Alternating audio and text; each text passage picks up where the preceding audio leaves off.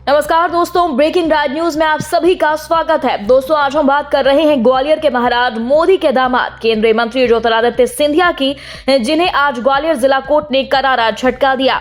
और सत्र न्यायालय ग्वालियर ने केंद्रीय मंत्री ज्योतिरादित्य सिंधिया को उस वक्त झटका दिया है जब वह मुख्यमंत्री की दौड़ में केंद्रीय मंत्री नरेंद्र सिंह तोमर, मुख्यमंत्री शिवराज सिंह चौहान, कैलाश विजयवर्गीय से आगे और प्रहलाद पटेल के बाद दूसरे नंबर पर थे। दोस्तों, आज ग्वालियर कोर्ट ने कहा कि माधवी राजे सिंधिया, ज्योतिरादित्य सिंधिया व चित्रांगदा सिंह ने बिना अधिकार के नारायण बिल्डर को सर्वे क्रमांक 1211-1 की 0.763 हेक्टेयर यानी 3 बीघा भूमि बेच दी है, जो गलत तरीके से बेची गई, क्योंकि प्रथम दृष्टया यह भूमि यशवंत राणे के मालिकाना हक की थी, पर पावर पहुंच का प्रयोग कर सिंधिया परिवार ने अवैध रूप से इसे बेच दिया, जो गलत है। कोर्ट ने अपने फैसले में कहा कि विवादित जमीन पर जारी निर्माण कार्य विक्रय पत्र आज से अवैध है। जमीन पर कोई भी निर्माण कार्य नहीं किया जाएगा, इसलिए ना जमीन का किसी भी तरीके से विक्रय इकरारनामा किसी के नाम से किया जाएगा। केंद्रीय मंत्री ज्योतिरादित्य सिंधिया ने जमीन की जो रजिस्ट्री की थी वह भी रजिस्ट्री शून्य मानी जाएगी। दोस्तों, आपको बता दें, कोर्ट ने आज चेतकपुरी गेट पर स्थित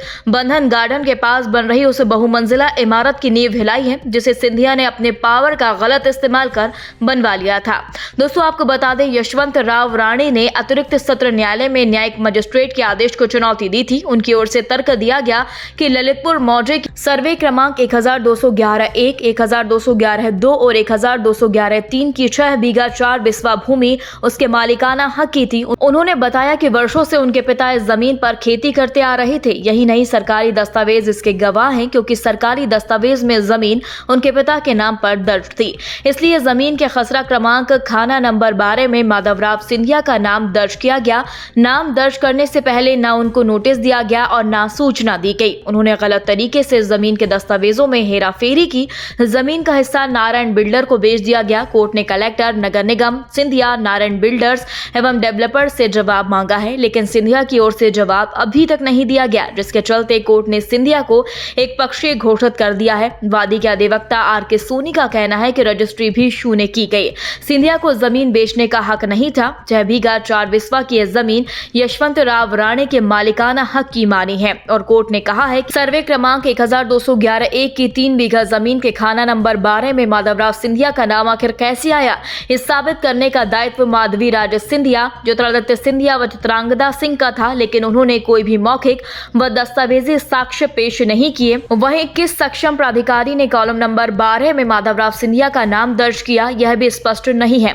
कोर्ट ने आगे आदेश में कहा कि प्रतिवादी गण का दायित्व था कि उनके नाम जमीन का नामांतरण किसने किया। नारायण बिल्डर भी यह बताने में असफल रहा। विवादित भूमि माधवी राजे सिंधिया, ज्योतिरादित्य सिंधिया व चित्रांगदा सिंह ने बेची है। सभी दस्तावेजों की विधिवत रूप से संपत्ति अंतरण अधिनियम के तहत जांच हो। दोस्तों, आपको बता दें, इस विवादित जमीन पर जिस तरह से कोर्ट ने आदेश दिया है, उसने ग्वालियर जिले के सब रजिस्टर और नगर निगम ग्वालियर की भवन निर्माण मंजूरी शाखा के साथ टीएमसी टाउन प्लानिंग पर सवाल उठा दिए हैं कि किस तरह इस जमीन पर बहुमंजिला इमारत को मंजूरी दे दी गई और अवैध निर्माण किसके इशारे पर किया गया, क्योंकि नारायण बिल्डर ने जमीन खरीदने के बाद बहुमंजिला इमारत खड़ी कर दी है और इस जमीन पर फ्लैट तैयार कर विक्रय भी किए जा चुके हैं। साथ ही नया भवन तैयार किया जा रहा है।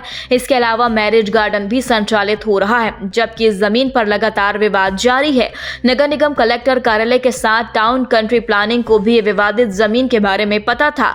जमीन को लेकर हाईकोर्ट में PIL भी दायर हुई थी। PIL में जमीन को सरकारी बताया गया था, फिर अरबों का फर्जीवाड़ा सिंधिया परिवार के संरक्षण में कैसे कर दिया गया, क्योंकि मोदी के राज में उनके मंत्रियों के द्वारा किस तरह जनता के हित में समाज सेवा के नाम पर लूट खसोट मचाई जा रही है और काम किए जा रहे हैं, मोदी जी को तो मालूम ही है। दोस्तों, यदि आपने अभी तक हमारे चैनल को सब्सक्राइब नहीं किया तो प्लीज बेल आइकन दबाकर अभी हमारे चैनल को सब्सक्राइब करें। खबर अच्छी लगने पर लाइक शेयर करना ना भूलें।